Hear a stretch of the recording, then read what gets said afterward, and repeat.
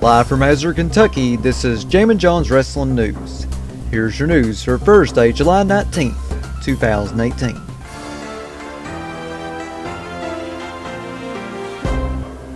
The American Airlines Arena website announced the following regarding Monday Night Raw on July 30th. Huge 8-man tag team main event. Roman Reigns, Braun Strowman, Seth Rollins, and Bobby Lashley will take on Dolph Ziggler, Constable Baron Corbin, Kevin Owens, and Drew McIntyre. Also scheduled to appear, for the first time ever in Miami, Rowdy Ronda Rousey. You'll also see Universal Champion Brock Lesnar, Raw General Manager Kurt Angle, Raw Women's Champion Alexa Bliss, and the Raw Tag Team Champions, the B-Team. You'll also see Finn Balor, Bobby Roode, Jinder Mahal, Sami Zayn, Sasha Banks, Ember Moon, Natalya, The Riot Squad, Titus Worldwide, No Way Jose, The Revival, and much more.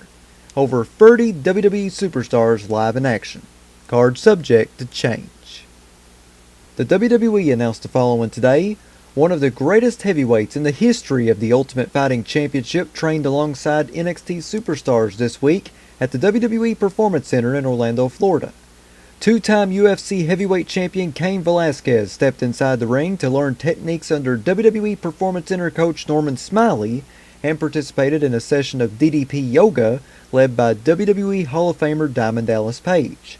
Velasquez also worked out in the WWE Performance Center's weight room and attended last night's NXT tapings at Full Sail University. The 6'1" Velasquez, who sports a 14-2 record inside the Octagon, famously defeated Universal Champion Brock Lesnar as well as Junior Dos Santos to secure his 2 reigns with the UFC heavyweight crown. A product of the acclaimed American Kickboxing Academy, Velasquez holds an astonishing number of records among the UFC heavyweight ranks, including the most knockouts and the highest significant strike percentage in the history of the heavyweight division. The UFC icon, a lifelong fan of WWE and Mexican Lucha Libre, praised the athletes and atmosphere of the Performance Center. "My experience here has been amazing," he said. "I'm just looking forward to being here and learning as much as I can. I've been a fan of the sport since I was a little kid, and now I get to participate in it." While appearing on Sean X-Pac Waltman's podcast, Booker T gave his thoughts on Hulk Hogan return to WWE by saying, "The thing is when people say stuff behind closed doors, I'm sure you've said things behind closed doors. I'm sure everyone in that room has said stuff behind closed doors that they'd never say in public. Why is the person taping your conversation? They're obviously looking to get something out of it. You gotta look at it from that perspective as well. You don't know if someone was drinking or not. There are so many variables that go into that one little episode. And I just don't think that in the wrestling business that coincides with each other. Do we got to set this thing down, reprimand, suspend him? Of course. But for him to be banned from professional wrestling for that one incident, I mean, come on. That I don't agree with. Let's just put that in the past and move forward." Booker T also commented on a possible Brock Lesnar versus Bobby Lashley feud by saying, "Brock Lesnar got a whole lot going on his plate right now. With this UFC thing, the USADA getting back in the lineup, there's a lot of work involved with that right there. I'm sure he's going to have to prepare for it. The thing with him and Bobby Lashley, I think it would be good for Bobby to actually get in there and mix with Brock Lesnar. It might be a rough night for him, but a good rub. People have been wanting to see Brock Lesnar and Bobby Lashley for many, many years. Both of them have the amateur background. Bobby is definitely ready to step into the fire, as well as we wonder what Bobby's still got left in the tank after 10 years of being away from the company. We're fired up, and we'll find out very soon." Thanks to WrestleZone.com for the quotes. In an interview with Justin Barazio of Sports Illustrated, Eric Bischoff discussed the backlash to WWE bringing back Hulk Hogan by saying, "I was really happy when I got the news because I know how much it means to him. We've discussed the potential of this scenario for a long time. You're going to have haters no matter what you do. You could cure every disease known to man and still someone's going to hate you. But I don't think people value that kind of negative input as much as they used to because people recognize it for what it is. And that's people who want to be nosy and get attention." The Rock noted the following on his Instagram page, "I work extremely hard but never anticipated in my wildest dreams I'd become the highest paid actor in Forbes history. I don't have a Harvard MBA, but my business philosophy and acumen has been sharpened over time and through failure. My goal when I was wrestling in flea markets for $40 per match, well before the bright lights of the WWE, is still the exact same goal I have today. Always put my audience first. I have one boss, the world. Send you home happy, and I've done my job. I'm the dude who started with $7. I'm grateful to the bone and hungry to the core. Hashtag making Forbes history, hashtag audience first philosophy, hashtag flea market dreams, hashtag hardest worker in the room. Big congratulations out to The Rock for becoming the highest paid actor in Forbes history with a record $124 million. That's just amazing. It's really incredible, and this man definitely deserves it. This man has definitely worked his butt off to get to where he's at today. I remember watching him when he was Rocky Maivia back in the Nation of Domination as a kid. Look at him now. Highest paid actor in Forbes history. Congratulations, Rock. You damn well deserve it. In an interview with the State Journal-Register, Big E of the New Day commented on the formation of the New Day by saying, "The thing is, when we first decided to form the New Day, we honestly saw ourselves as a faction. We had ideas of adding people along the way. But honestly, I'm very glad we ended up as a trio because I can't imagine it as anything else. We want to be equipped to do anything, whether it's tags or singles.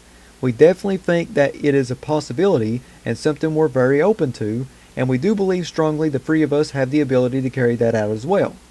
A lot of people are very quick to preach breaking up, and there are times, even like a year and a half ago, where it seems like people say, hey, these guys really haven't done anything, let's break them up. We feel like as a trio, we have legs to continue for a very long time. And that could mean we move on from the happy clappy gospel inspired music, but stay a trio. Or we move on to singles. There are so many incarnations of this group that is yet to really be forged and fleshed out." Big E also commented on how the Pancakes gimmick came to be. Big E said, "Sometimes people think that there's a planning process where we sit down and decide, hey, in April we're going to do this, in January we're going to do this. We try to make sure things are pretty organic. Like the Pancakes started when we had a lumberjack match. Woods was on the floor and decided to be the chief lumberjack. And of course, a lumberjack has pancakes. So we thought that was funny, and we decided to keep the pancakes." During his recent podcast, Jerry the King Lawler noted the following about longtime WWE announcer Howard Finkel. Jerry Lawler said, "I just heard not long ago that Howard is in really, really bad health. Not good at all. He may have had a stroke. I'm not sure, but I just know that he's not doing well. And I send my prayers and good vibes out to Howard Finkel, the WWE's longest tenured employee. He started out way back in 1975 under Vince McMahon's dad. He was also employed by the WWE back in 1977. And Howard Finkel, back whenever I was a child in the 90s, early 2000s, he was the voice of the WWE alongside Lillian Garcia. But Howard Finkel, no disrespect to Lillian Garcia because she's amazing too. Howard Finkel, when he announced a match, you knew that match was going to be big and you knew it was going to be exciting. And listening to him announce at WrestleMania, listening to him announce sometimes on Monday Night Raw, and sometimes on SmackDown when Stephanie McMahon was the general manager, man, I absolutely loved his voice, and I really hope everything's alright with Howard. I remember when he used to have the Finkel Factor on WWE.com, and I actually got to talk to Howard Finkel and Ted DiBiase one night. And at 13 years old, that definitely made my night whenever I got to talk to the Fink and the $1 Million Man. So, get well, Howard Finkel. Hope everything's going good with the Fink. He is definitely a legend, and I really hope everything's okay with him. In what could be a sign that she has WWE plans in the future, Chelsea Green has been pulled from the upcoming IPW event in the United Kingdom. The official IPW Twitter tweeted, "Due to unforeseen circumstances, which will become clearer in the next couple of weeks, Chelsea Green is unable to make her scheduled trip to the UK for Chaos Wrestling and IPW. We are working hard on a replacement, however Chelsea sends her deepest apologies at this time." And finally, here on Jammin Jon's Wrestling News, it is now time to announce the results of our previous special subscriber poll. That poll being, would Ronda Rousey's husband have a good WWE run if he was interested? And with 2 votes, it's a no. Of course, if you've never subscribed to my Patreon before, you can go and subscribe at patreon.com/JamminJon. I have free packages on there ranging from $3 to $7. Not a whole lot of money.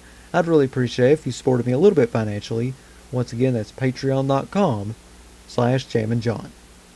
And that is your news for Thursday, July 19th, 2018. Check back here tomorrow for another Jammin Jon's Wrestling News Flash Briefing on Amazon Alexa devices. Big shout out to everybody listening to this on YouTube. Of course, if you haven't subscribed to my YouTube channel yet, go and subscribe to it right now. Stewie Family is the name. Also, follow me on Twitter at John Caldwell, JONCOLWELL. Follow me on Instagram, the Jammin Jon. If you'd like to sponsor Jammin Jon's Wrestling News, or you're a wrestling promotion wanting to get your next big event out through the awesome power of Amazon Alexa, you can email me, jzcaldwell@gmail.com. That's JZCOLWELL@gmail.com. Big shout out to Ryan Hurdle for subscribing to my Patreon.